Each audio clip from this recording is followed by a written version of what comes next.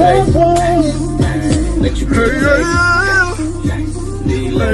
start using cosplay for communities. It's a way to discuss content and express our personality and interests.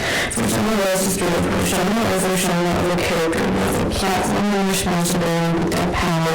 When you're young with others, they own the bullying, anger, insensitive behavior. Steps behind you, tell them all the boys, liking at the exit, check please, cause I finally found the boy of my dreams. I just got off the plane to the cosplay community being not very happy with me, and my friend and I made a video where we were doing it and it was completely taken the wrong way, and I did not mean for it to happen that way at all. I was not trying to bring down anyone. I respect and love all types of content creation.